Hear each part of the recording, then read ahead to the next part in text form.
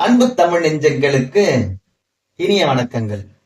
இன்னைக்கு நாம டிஎன்பிசி புதிய பாடத்திட்டத்தின்படி ஒளி மரபு அப்படின்ற தலைப்புல முக்கியமான வினாக்கள்லாம் பார்க்க போறோம்.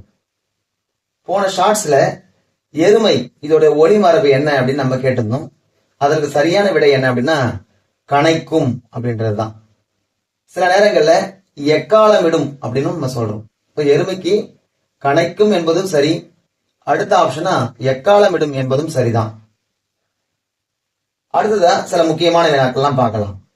குரங்கு அளப்பும், புறா குணுகும். இப்ப பறவைகள்ல பாத்தீங்கன்னா காகம் கரையும், மயில் அகவும், குயில் கூவும், குருவி கீச்சிடும்.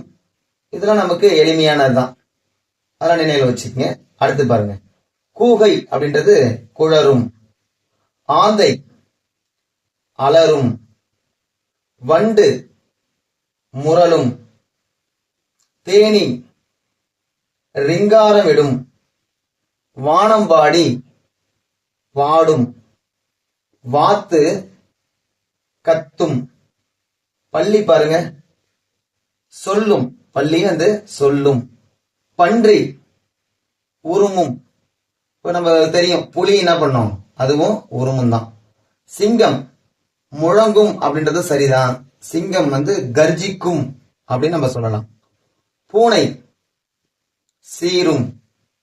நன்றி, வணக்கம்.